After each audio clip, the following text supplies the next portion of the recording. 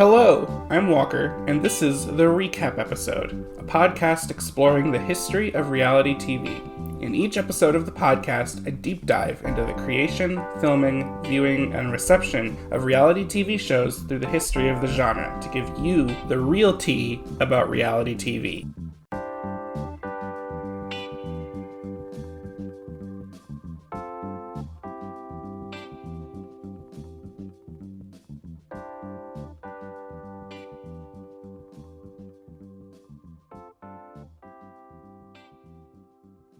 Hi, hello, welcome to the recap episode, where I'm recapping all of reality TV. Last episode, I covered what could be considered the first reality television program called An American Family, which, where it's a format we're familiar with now, but it was the first time that anyone had tried to just film real people and see what happens. This time, we're going across the pond, and we're seeing a similar experiment over in Britain. This show is called The Family, which, doesn't make anything confusing when talking about the show. The American version of this, An American Family, aired in 1973. This show aired on BBC One from April 3rd to June 6th in 1974, and later it was rerun on BBC Two. And they also made follow-up, kind of like reunion-esque, catch-up with the cast specials every couple of years later on. The show was directed by Paul Watson, who's also the creator of the concept in Britain, and Frank Rodham. Paul Watson is an English documentarian. He started as an artist. He moved into television in the late 1960s. He's best known for producing Sylvania Waters, which is an Australian reality TV show from the early 90s. Frank Rodham is an English director, screenwriter, television producer, and publisher. He is best known for creating Auf Wiedersehen Pet, a British comedy series from the 80s, and Quadrophenia, a drama film loosely based on an album by The Who of the same name. Rodham, we'll see later, also created the extremely well-known series MasterChef. The crew also included cameraman Philip Bonham Carter, sound recorder Peter Edwards, and assistant Paul Holston. Now, Paul, as the creator of the show, was very familiar with An American Family and the experiment that was conducted in the United States on filming a family just to see what typical American family life is like. However, some catches included the fact that the show ended up documenting kind of the collapse of that family, the Loud family, in real time as the wife of the family, the head, Pat, demanded a divorce from her husband. And this was all documented in real time and was not something that the creator, Craig Gilbert, had even anticipated happening when he founded this family and started making the show and everything. He was trying to figure out divorce, but he didn't think a divorce would happen. In addition to that, the Loud family was very middle class. They were a bit wealthier than your typical American, and many of the critiques of the show, aside from the fact that because it was the first time this had been done, and a lot of people really heavily critiqued the method of making this kind of reality show. A large critique was that this family can't represent the typical American family because they're just not that typical. And so Paul Watson, who's developing a similar idea, and his actually didn't come from watching the show. Paul actually used to be an artist, and he was doing some painting one day on a house, and he looked outside across the street to other houses, and an idea kind of struck him. Basically, what are those other houses like? What would I see if I looked inside? And so he had the idea, well, let's do exactly that. Let's take a look inside. Before trying to film the family, he had directed a documentary called The Block in 1972, which was a made-for-TV documentary about living below the poverty line in Great Britain. So Paul Watson had experience creating these kind of programs and doing this kind of documentary style and this kind of topic of, what is normal life? Let's take away the sheen and the shininess of the celebrity world and actually look at normal people doing normal and real things. Paul needed to find the family that would be the focus of his show. To do this, just put an ad out in the newspaper. And through, recruiting through the newspaper and families responding in and levels of filtering and interviewing and whatnot, they ended up with the Wilkins family. And Paul, similar to Craig Gilbert, who created the American version of this kind of show, he said he anticipated doing a piece about marriage, but he also wanted to do a piece about housing, about crowding, and where a mother stands. We're going to kind of jump around a bit in me talking about this show because, as I'll discuss later, the show itself doesn't really lend itself to one cohesive narrative. And so neither will this episode of the pod. But there's a episode in the show which includes Paul Watson talking to media about the show.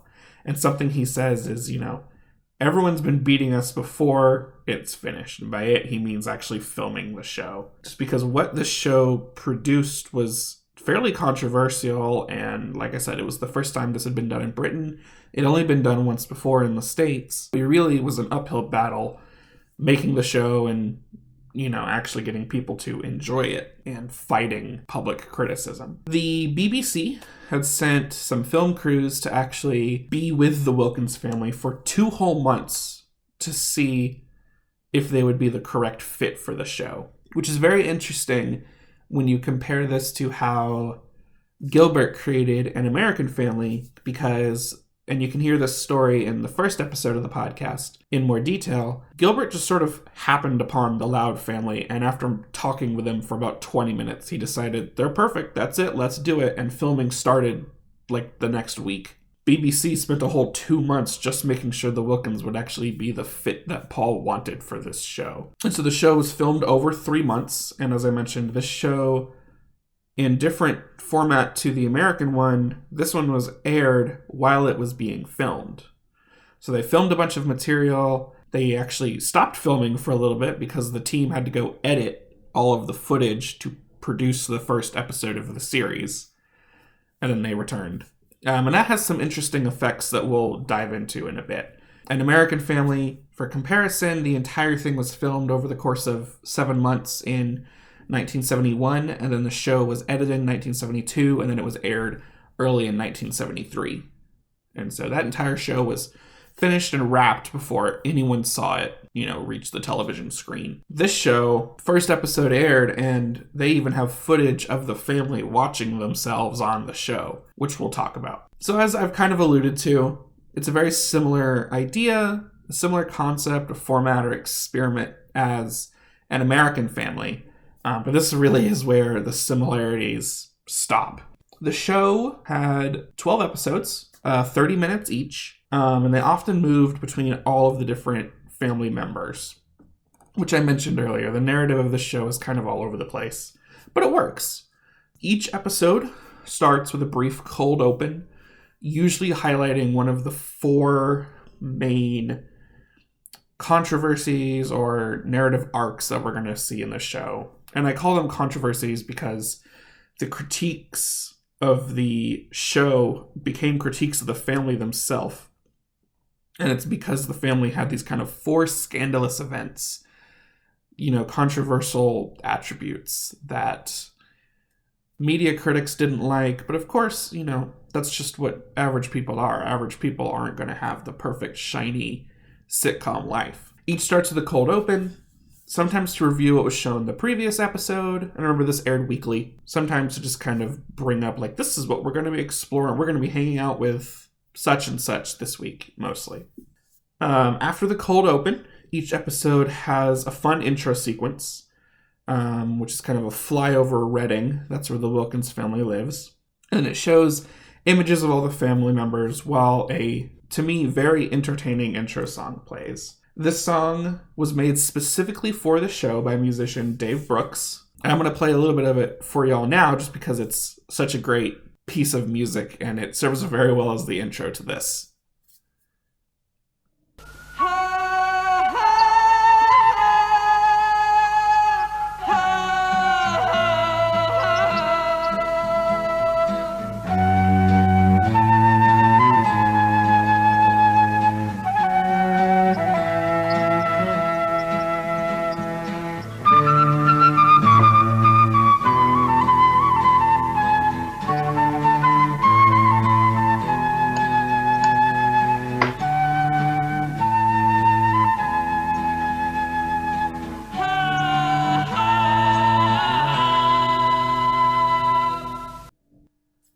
that just a interesting song to have for this show. Flute, this kind of strange yell singing. I love it. After this intro song has concluded and the zoom in and the showing of all the film members, we get one nice group composite shot of the Wilkins family and the title card of the show, which if you follow the pod on Twitter and Instagram, you'll see that title card just displays the picture of the family and says the family in a very nice, classic, what I can only describe as a mid-70s font. So episode 1 of the family introduces us to all the different family members, and each member of the family is given a short vignette about a representative piece of their daily life. And so, for example, Terry, who is a bus driver, is shown working on the bus. Chris and Heather are the youngest children of the family. They're shown at school. Margaret is shown as her job as a grocer, etc. So let me, before we carry on with the rest of the show, explain all the different family members, because we have quite a large cast for this one. So I don't think anyone would disagree with me to say that Margaret Wilkins is undoubtedly the matriarch, the head of this family. She's extremely strong-willed, very outspoken, but she's great. And she very much, you can tell, makes a lot of the decisions. Her and the eldest daughter, Marion, were actually the ones who responded to the newspaper ad to be on the show. Margaret's current husband at the time of filming is Terry. Both of them had been married previously and divorced and now are married to each other. As I mentioned, Marion is the eldest daughter of the family, Margaret and Terry. She's 19 at the time of filming.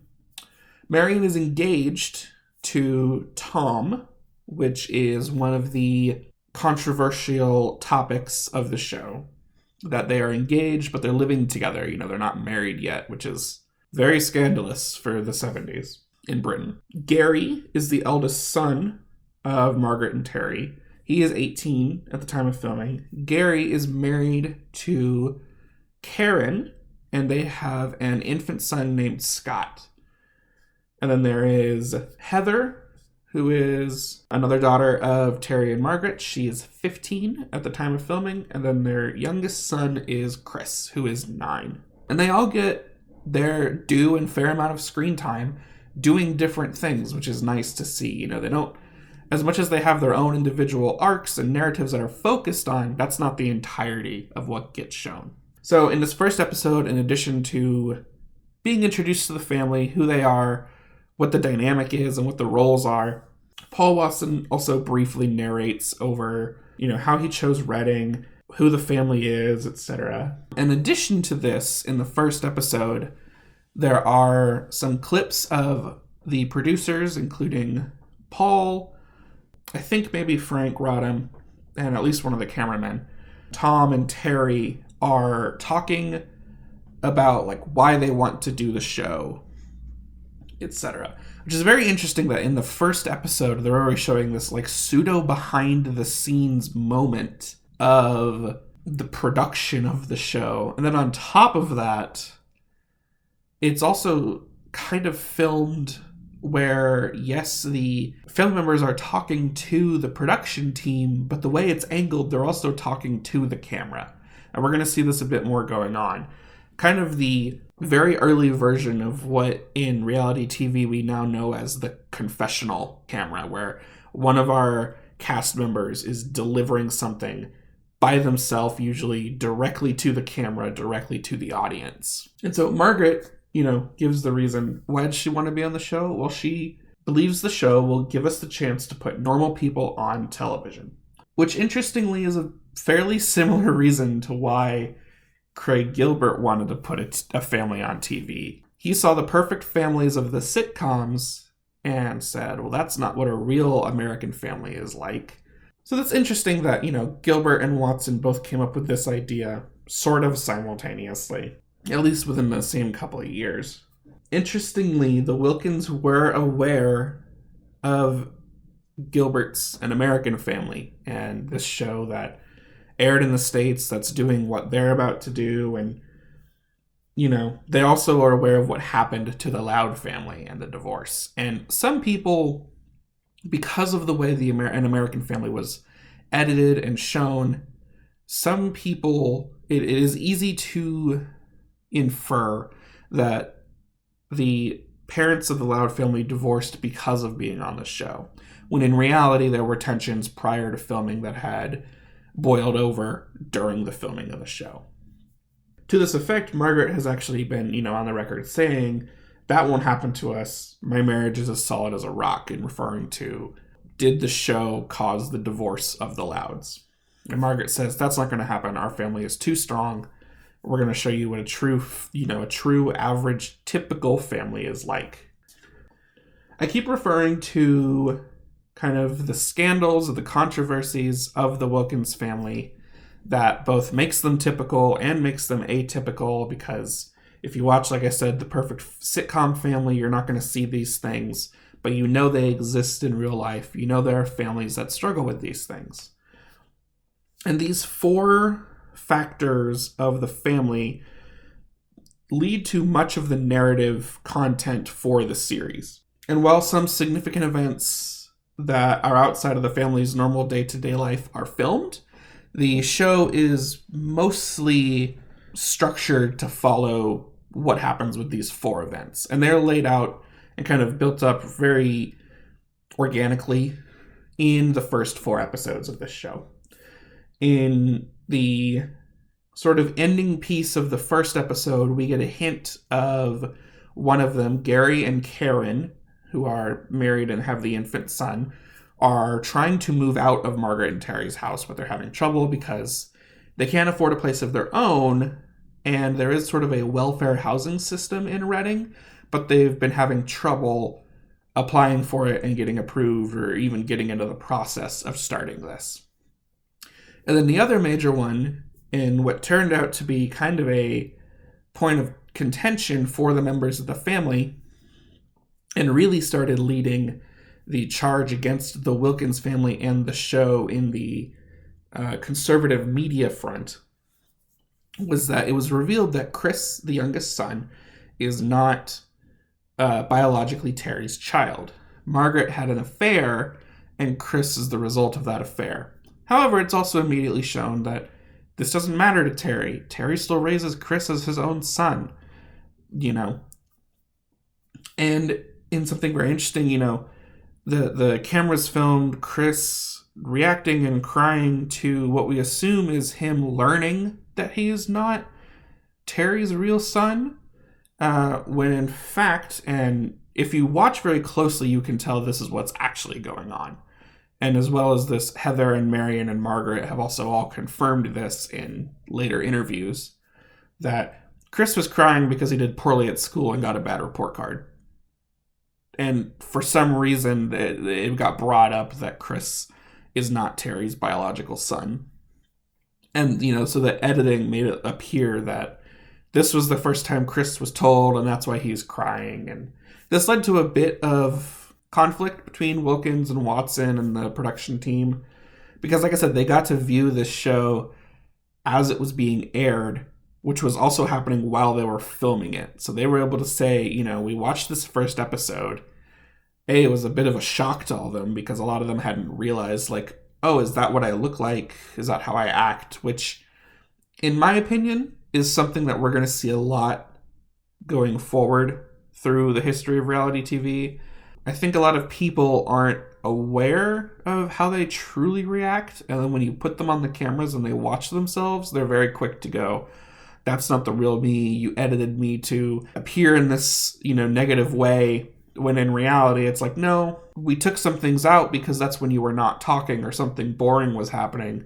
But we didn't, as another podcast I've recently started listening to calls it, we didn't Frankenbite it. That's from a Next Top Model recap podcast called America's Next Best Friend. I recommend. There's this editing done in the first episode, made things appear weird. They confronted Watson, and then Watson basically, said, okay, fine. I will make sure that you all know exactly what is going into these episodes before we ship them off for airing. Which, as you can imagine, 12 episodes over 3 months, that is weekly filming and airing and production. So this had to be a very fast turnaround process, and I imagine things were moving rather quickly for everyone. So in episode 2, the third scandalous or controversial feature of the family is explored a bit more in depth. The eldest daughter, Marion, is living with her fiancé, Tom, and they have been for a while with no seeming progress made in actually getting married. Marion and Tom do live with Margaret and Terry and everyone else, and also they're like dogs and 20 birds and other assortment of animals. They have a lot of pets, and I never got the true amount of how many pets. There's just a whole lot of birds. But Marion and Tom have been going back and forth for a while on if they're even going to get married, when they'll get married, how it will happen, why it hasn't happened yet. Turns out Tom's just, really good at putting it off and, being like, oh, we'll get married eventually. And which is surprising given Margaret's kind of demeanor and how she moves through life. She's a very, headstrong, has her way when she wants it. But we follow that throughout the entire series, and that you could say is the true major plot of the entire series is Marion and Tom getting married, because it is the focus of the final episode. The entire second episode is mostly spent on a bit of arguing, a bit of discussion between Tom, Marion, and Margaret. And like I mentioned, we also get a bunch of them just talking directly to the camera. They're in reality, they're expositing to the producers, the cameraman, or whoever is there. But because they filmed them facing the camera or at kind of this 3/4 angle, it very much gives this impression of the character, the cast member, talking to the audience, telling us what's happening. This is a very interesting effect that they've achieved because a lot of Tom's scenes about marriage, anxiety, and apprehension in this episode are filmed at a pub. So it really just feels like you're sitting down with him at the pub and he's telling you his woes, which is a very interesting effect, I feel. It does a lot to ground the characters and increase kind of the relatability of not only the characters, but the entire program and what the family is going through. Episode 3 is largely about Heather. And so we've laid out, affair that Margaret had with Terry that produced Chris. So that's one scandal of the family or one controversial topic. We've laid out Marion and Tom and, why haven't they got married yet and moved out? Why are they living together pre-marriage? And now we're on Heather. Heather's 15. And you would hope and you would think that a 15-year-old doesn't have a lot of public controversy surrounding her. Yet the show definitely does its job and does its part in amping this up. Heather, a lot of her early show plot is about her being very frustrated that they just raised the minimum age before you can leave compulsory schooling in Britain to 16, and she's 15. So now she has to do a whole another year of school before she can say that she doesn't want to do it anymore, because she already has plans. She wants to go be a hairdresser. She knows this. She's been doing it for a while. That's what she wants to do. So she wants to leave school so she could start her job there. And she already has plans for doing more than just hairdressing. She wants to do specific things with it. However, because of, the new schooling age raising, this episode shows a kind of guidance career counselor trying to talk to Heather and trying to figure out what does she want to do, what plans does she have. This counselor is very unsuccessful. Heather just doesn't respond and is giving her nothing. Is very bored the whole time. That's not very controversial. Many teens probably relate to Heather because of that in Britain at the time. And there's probably a bunch of teens that would relate to Heather today. I don't know, I'm not a teen.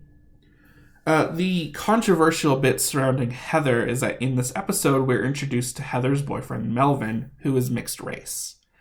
And as you may be able to guess, being in an interracial relationship in the mid-70s caused a bit of controversy. The family already was kind of getting attacked by, like I said, conservative media and anyone who was just kind of like, oh, y'all are a bad representation of a British family or a Reading family or what have you. Heather, because of dating Melvin and being in this interracial relationship, received a lot more direct threats as a 15-year-old. And Heather's still alive today, and she's done a fair amount of interviews that you can read the transcripts and like the articles written about interviews. There are also some recorded interviews with Heather on YouTube that I will discuss later that you can watch where she talks about this. How she was directly targeted and harassed, and she just took all of it in stride, which is very admirable. And then episode 4, we get to finally lay out the final controversial topic about the family, and that is Gary and Karen. They're married, they have this baby boy, but they cannot get out of Margaret and Terry's house because they don't have the money to move on their own, and they are struggling to get the welfare housing from the city council. Episode 4 actually ends up making a little bit of progress for them on this. They get a council member to come down and, witness the overcrowding in Margaret and Terry's home, which the council member is, he promises to go back and see what he can do. And it's a very interesting look into politics of the time. If you're one for local political history and local government, the welfare housing system was based on like a points format where you had to reach so many points before you would be considered for housing. And getting the councilman to come down and witness the overcrowding and the state of the home apparently is what pushed them over the threshold and got them some more points, because it's revealed in the next episodes that they do get the home. And so the first 4 episodes, like I said, lay out a lot of the main 4 different controversies that one would say make the family atypical, but also make them typical, because you can imagine another family or anyone going through any of those similar things. And then the rest of the series is kind of following 2 of the major controversies, because, one of them is just Chris is not Terry's biological son. That's kind of, he's already born. He's 9. He's made it this far. And Heather is taking being harassed very well, honestly. And she's very strong, and she already knows what she wants to do. She has her life planned out and everything. So we follow for the rest of the series Marion and Tom going back and forth on this wedding and whether or not will happen. And then Tom eventually says, fine, we'll get married on this day. So we get to follow Tom and Marion to go talk to a church official to officiate the wedding. The priest, even asked Tom directly at some point, do you actually want to get married? Because he's seen a lot of this happen. And then suddenly, groom doesn't show up on the day of or something. They do finally get married. The entire focus of the last episode of the series is Marion and Tom's wedding. And you can read about that episode specifically on BBC's website. It's kind of like a, historical timeline piece for the history of broadcasting for the BBC. By this point in the series, because the show was airing while it was being filmed, the 12th episode, the show was popular by this point. Each episode was drawing, at a minimum, like 8 million viewers. By the time Marion and Tom got married, and the wedding was also filmed, they had to contend with both media, like paparazzi style media, fans of the show, and like protester critics, all showing up to the wedding because it was being filmed and, trying to voice their opinions about Tom and Marion or the whole series or anyone else in the family. And it actually resulted in, I believe, Tom having to get a little physical with some of these people that had showed up. And it also resulted in Tom and Marion having to cut their honeymoon short. I don't remember, they didn't stay in England, but they went somewhere, some islands. But they had to come back early because they kept being recognized and they couldn't have their peaceful honeymoon. And then the other major thing, like I said, is Gary and Karen moving out and getting this place to themselves. And we're shown their moving process, moving in, figuring out how paying the rent is going to work, jobs and money and all that. And both are, however, kind of set up to be a positive, happy ending when the series ends. One last thing to wrap up what actually happens during the show that I want to point out is the penultimate episode, episode 11 of the original 12 episode broadcast, was focused entirely on kind of like media interviews and the family dealing with their newfound fame. All the film members are talking about, I've just, starred in a documentary. I'm not some kind of, film star or TV star. It's just a 12-episode documentary, and it's only 30 minutes each, so it's a 6-hour series in total. But they're still having to contend with all of this media backlash and suddenly becoming local or at least countrywide celebrities for anyone who's watched the show. I mean, it aired on BBC One, so it's going to be a well-watched show, or at least well-known about. And it's interesting to see mostly Margaret, but some of the other family members read the paper or listen to the radio or watch the TV and see what other people are saying about them. There was an MP representative for Reading that has said the show should be canceled after the first or second episode, and yet he hadn't even watched the show. He was the representative of Reading, and because there were some people complaining about it, he had to shut that down. It didn't get shut down. He was not successful. I think part of that was because the show was so short. They only wanted to do a certain amount of episodes. Had they tried to go longer, like I said, An American Family was filmed for 7 months. Had they tried to do more, maybe they would have run into more trouble. So after the show, family got to do, there were interviews about being on the show, as not just the family, but also with Paul Watson. He had actually reflected on kind of his role in reality TV. Now, keep in mind, he also went on later to produce and work on Sylvania Waters, which is another major reality TV milestone. So this isn't his only rodeo. And, so what he has to say about reality TV has a bit of weight.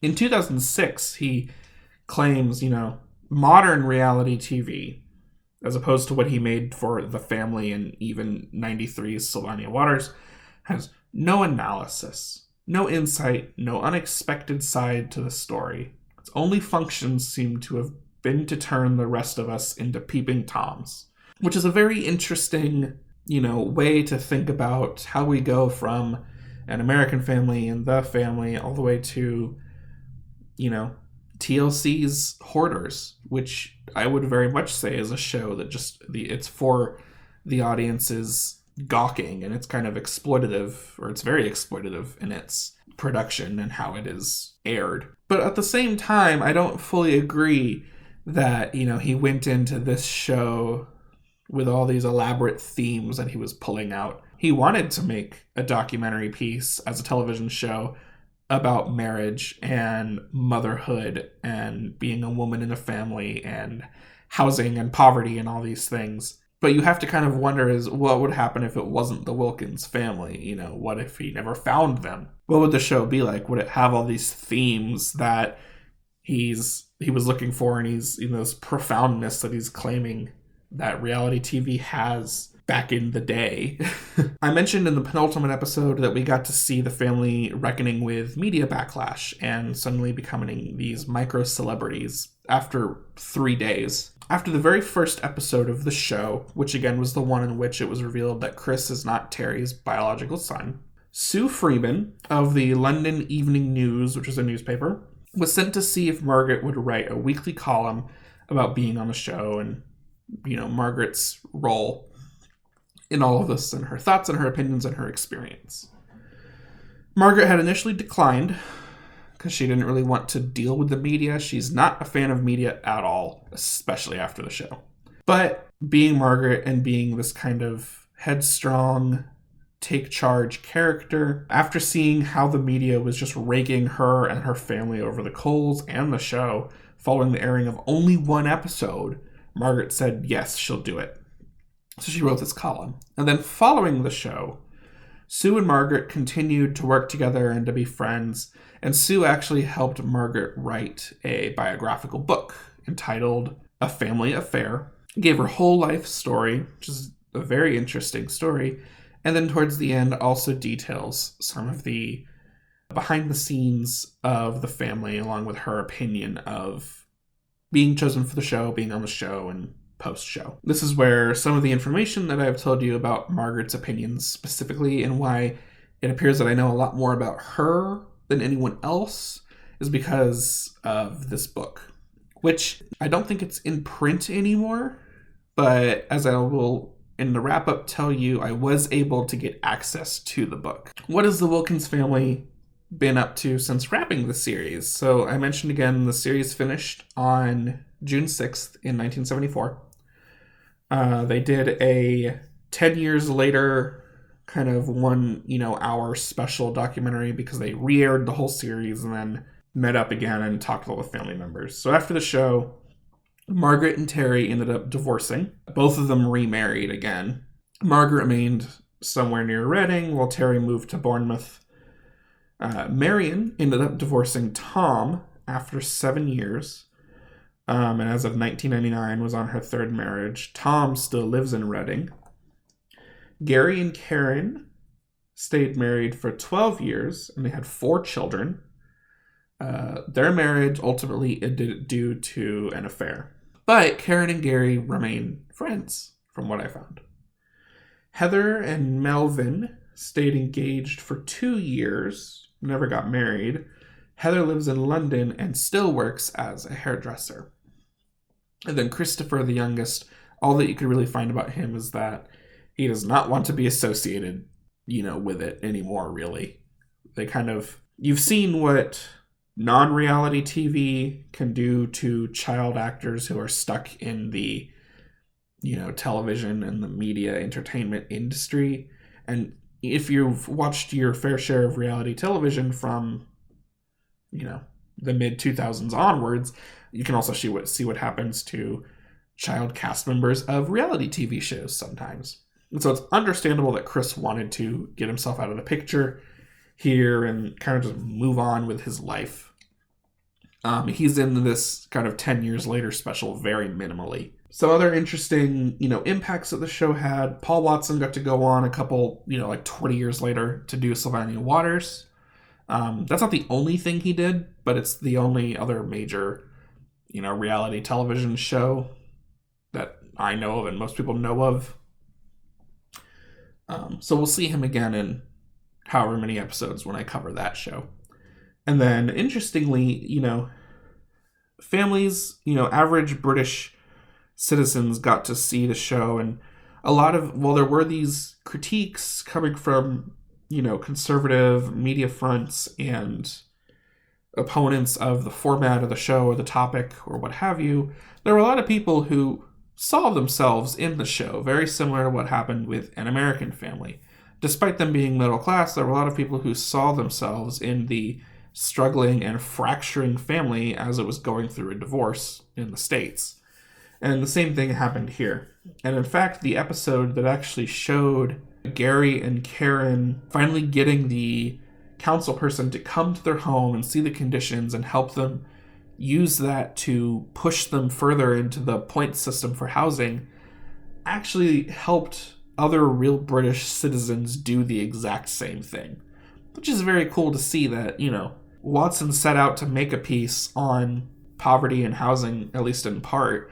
We can assume to highlight the issues and maybe start the process of generating a solution to these problems. And for some people, seeing the show, educated them and gave them an avenue for how to solve these problems, which is very, very cool. So what are my final thoughts? Something that's very interesting that we can already see is that British reality TV is already so very different from American reality TV. An American Family and The Family are 2 shows a couple years apart. Like I said, this was filmed in 74, and American Family was filmed in 71 and aired in 73. Very similar topic, very similar focus, the same, subject. We're going to film a family by putting cameras in their home and just following them. But there's just so many differences already. And American Family took a very hands-off approach and had very minimal or no interaction during filming.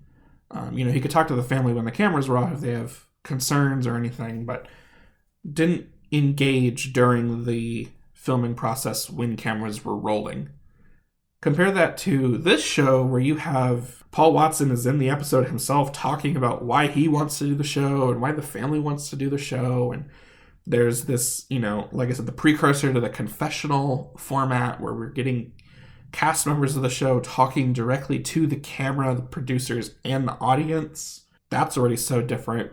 And then just in the airing format alone, the American version was filmed and then released way later. This show was being aired as it was being filmed, which, as we'll see going forward, is a fairly common thing for British reality television and is not as common in the States, which, not sure why. It has its pros and cons for each of them, but it's an interesting split there. I largely agree with a lot of the discussion about this show.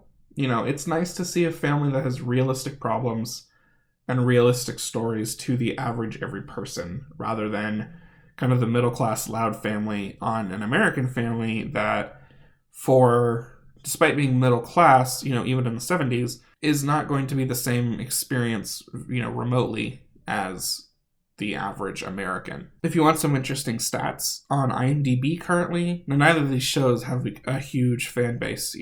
The fan base for The Family is definitely bigger than the fan base for An American Family. But on IMDb, An American Family is currently rated at 6.6. The Family is rated at 7.7. I enjoyed it. I recommend, if you're a fan of reality TV and you kind of like this idea of what is the history of reality TV as we go through it all, I recommend watching it. If you're a fan of British television or British culture, or even just the 70s, I recommend watching it because you get to give it a watch. Unlike An American Family, which you literally cannot watch anywhere, and I have no idea how to get a hold of to watch it, and all you can see is 5-minute snips on YouTube if you dig really hard. The entire series, except for one episode, I believe, is available on YouTube for The Family. A huge acknowledgement here to the YouTube channel Treble Clef Entertainment. They have the entire series up on YouTube. You can watch all the episodes. They're roughly 30 minutes each. They're short, they're easy, and I enjoyed them all. It was very much a series that I wanted to keep watching. I became engaged in these people's lives and their day-to-day happenings and all these events. Early on, the first episode hooked me, so I definitely recommend watching it. Treble Clef Entertainment on YouTube. The person who runs that channel has also conducted interviews with Heather. She's still alive. Everyone in the family except for Margaret and Terry are alive, I believe. They've conducted a handful of interviews with Heather just to talk with her about her life, the show, and the rest of the family, and, her thoughts and opinions and experiences, and just what she's been up to. Very interesting stuff. And then I also want to put in an acknowledgement and a huge thanks to a Facebook page that I found called the Family 1974 Tribute Page, which is where I was able to get access to the biography about Margaret. That book I hunted for a very long time. Like I said, I don't even think it's in print anymore.